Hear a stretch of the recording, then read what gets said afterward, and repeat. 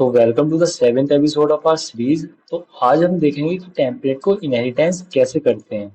पहले मैं आपको बताता हूँ टेम्पलेट को इनहेरिटेंस करने का क्या फायदा है।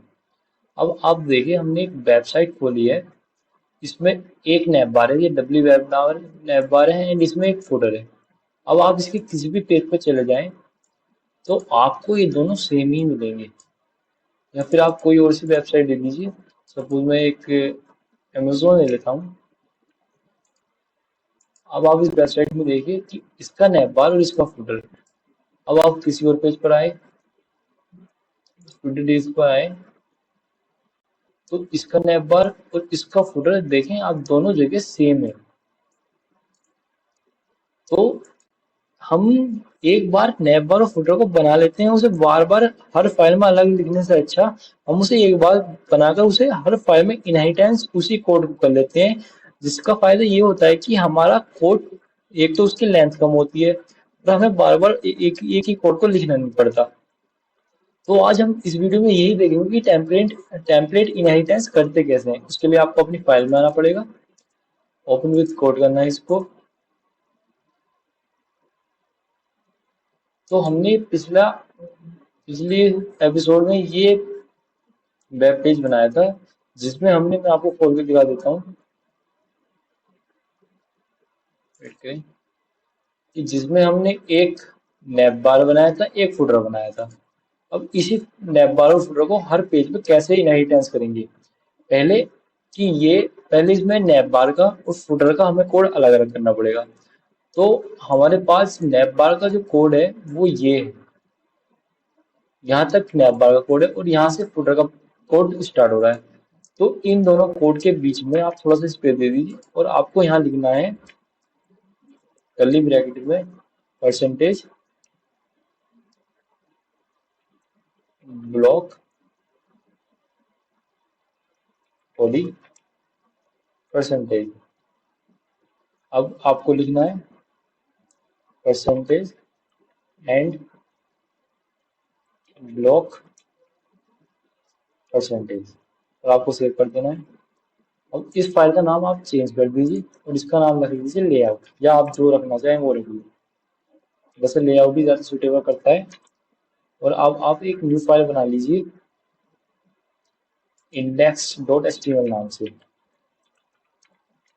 अब इस फाइल में आपको करना क्या है, आपको पहले कर्ली ब्रैकेट लगानी है, डबल परसेंटेज का साइन लगाना है एंड इसके बीच में आपको लिखना है एक्सटेंड्स और कोट्स के अंदर आपको लिखना है इंडेक्स लेआउट। जो आपको जिस फाइल को इनहेरिटेंस करना है, हमें लेआउट वाली फाइल को नहीं, क्योंकि उसमें लेआउट है हमारी फाइल का HTML।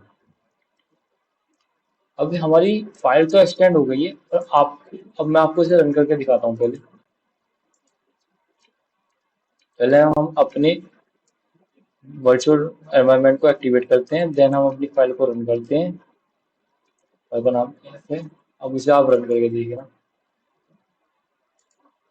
तो ये हमने इंडेक्स वाली फाइल में ये लिखा है, खाली इतनी लाइन लिखी है और हम रेंडर कर रहे हैं इंडेक्स वाली फाइल को।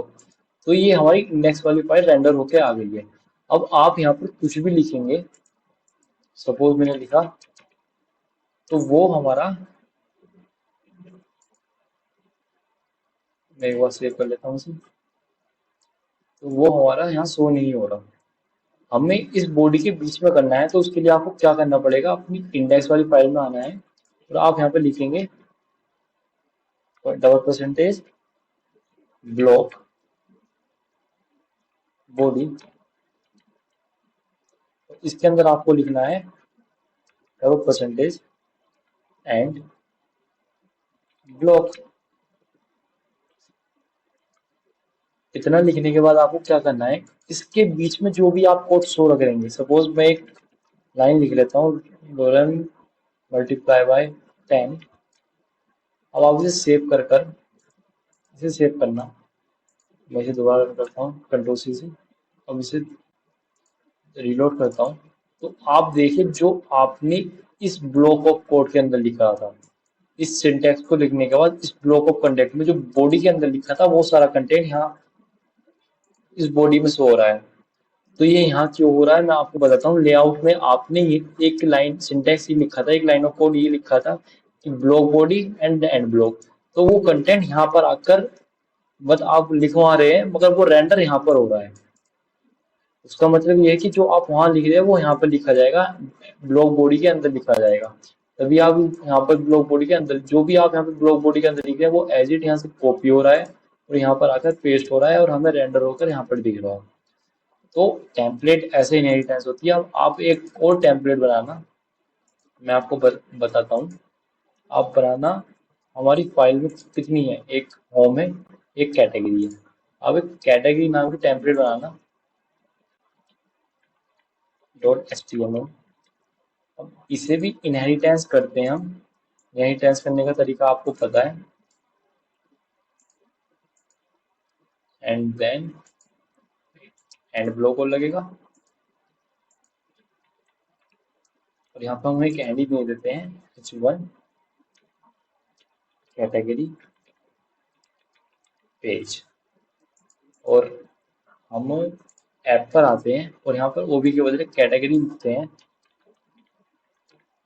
और इस पर रेंडर कर देते हैं।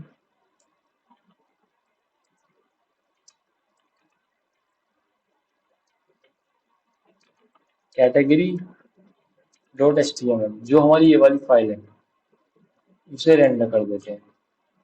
और कैटेगरी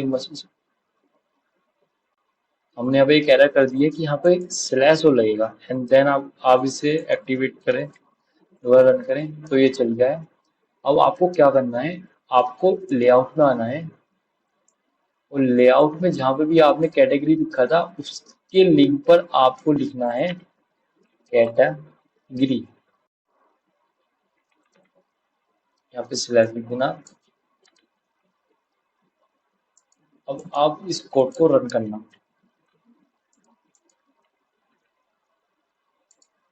मैं आपको रन करके दिखाता हूँ। अब आप कैटेगरी में आएंगे तो आपको एक कैटेगरी वाला पेज भी खुल रहा है। तो पाइथन में इनहेरिटेंस ऐसे करते हैं क्लास के थ्रू। अब हम आपको अगले एपिसोड में मिलते हैं और मैं बताता हूँ आपका अगला एपिसोड किस चीज़ का होने वाला है। इसके मैंने पहले से एक सबने बना रखा है। तो अगले एपिसोड में हम पाइथन के फ्लास्क में डाटाबेस को कैसे कनेक्ट करेंगे, डाटाबेस को पहले इंस्टॉल करना सीखेंगे और फिर उसमें फ्लास्क सीक्वेंस एल्गोरिथम को कैसे उसके सिंटैक्स मैं आपको बताऊंगा कि वो सिंटैक्स कैसे यूज करेंगे। तो मिलते हैं अगले एपिसोड में। Thank you.